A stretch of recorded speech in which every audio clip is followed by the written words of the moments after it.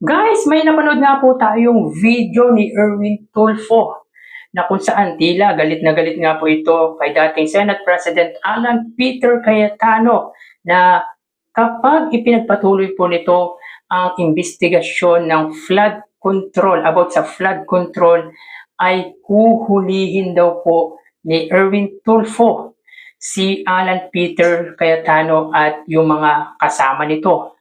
Kung hindi daw huli ng OSAHA, ay siya mismo ang magbibitbit or kakwelyuhan pa nga daw di umano nito si Alan Peter Cayetano at wala daw po siyang pakialam kung dati pa po itong Speaker or Senate President or sabihin po natin matagal na senador. So yan ang tatalakayin natin ngayong araw mga kaparokya. Pero bago natin pag-usapan yan, magpapakilala po muna tayo. Ako nga po pala si Mervin, ang tao sa likod ng YouTube channel na Kaparokya TV. Kamusta kayo mga kaparokya? Naway nasa mabuting kalagayan po kayo habang pinapanood nyo po ang video ko na ito. So yun nga po mga kaparokya, last Thursday ay nagsagawa or nag-conduct nga po ng illegal. Bakit nasabi po nating illegal yung investigasyon about sa flood control na isinagawa nga po ni na Marcoleta, Cayetano at iba pang senador? Sapagkat ang legit na chairman nga po ng Blue Ribbon Committee ay walang iba kundi si Erwin Tulfo. Ayon po yan sa majority ng mga senador. But anyway mga kaparokya, may nakita nga po tayong video na kung saan ay galit na galit nga po si Erwin Tulfo kay Alan Peter Cayetano na kapag ipinagpatuloy po nito ang investigasyon ng about sa flood control ay mapipilitan daw po siyang ipahuli, ipaaresto. At kung hindi po siya maaresto ng mga OSAHA or security ng Senado ay siya daw mismo ang kukwelyo, ang bibit-bit at wala daw po siyang pakialam kung dati pa po itong senador or speaker or Senate President. Siya daw mismo ang magbibit-bit kay Alan Peter Cayetano at ibang kasama nito na lumabas sa nasabing institusyon. So, pakinggan po natin to guys, ang interview na ito ni Alan or ni Erwin Tulfo. Magpahiring ka ng Blue Ribbon ulit, magpahiring ka. Hindi na po papayag na maghihiring-hiringan kayo dyan. At I will have you arrested. I promise. Kahit na senador ka, kahit na sinasabi mong matanda ka na, ilang taon ka na sa Senado, try me. Magpahiring ka ng Blue Ribbon ulit, magpahiring ka. I don't care kung dati kang Senate, dati kang Speaker of the House, I don't give up. Di talagang papahuli kita.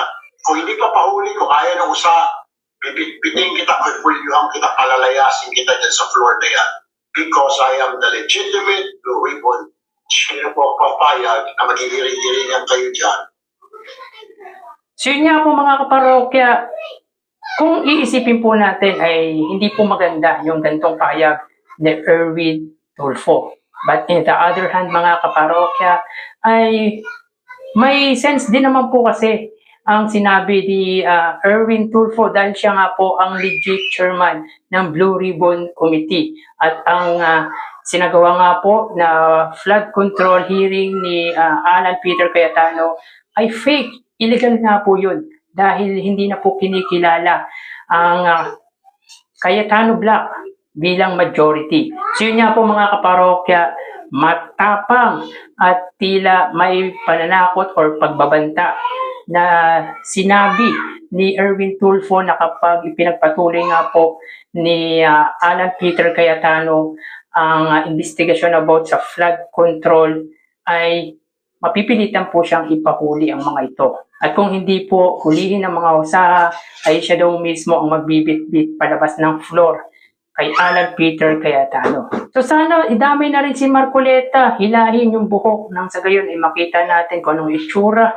ng buhok or ng ulo ni Marcoleta. But kidding aside guys, hindi po ito maganda kung mangyayari po yung gustong gawin ni Erwin Tulfo. At sana naman guys ay respetuhin din po ni Alan Peter Cayetano ang naging pasya ng mga majority senador na wala na nga po siya sa kanyang kapangyarihan. Kapit-tuko na lang po kasi talaga ang ginagawang ito ni Alan Peter Cayetano. Hanggang ngayon ay in denial pa po siya na sa 3 linggong kanyang pamamalagi bilang Senate President ay wala nga po siyang magandang nagawa sa Senado. Bagkos ay puro kadramahan at talagang sinira nga po nito ang institusyon ng iniingat-ingatan ng mga senador.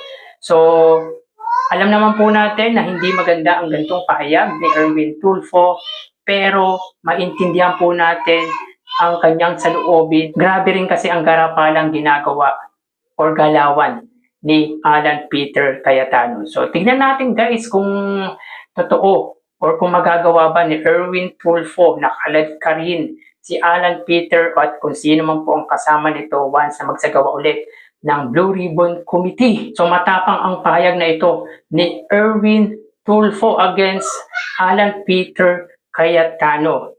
Marami nga nagsasabi guys, si Robin Padilla daw po ang sabihan niya ng ganyan. Pero kung magsasagawa nga po at kasama si Robin Padilla, ay dun po natin malalaman kung ano ang kayang gawin ni Erwin Tulfo. So dito guys, pinapakita lang po ni Erwin Tulfo na dismayado siya sa ginagawa ni Alan Peter Cayetano at ang mga kasama nito. Dismayado siya hindi lang po guys sa nadawit po ang kanyang pangalan, kundi sinisira nga po nito ang institusyon, ang Senate. Sinisira nga po nito ang imahe ng Senado.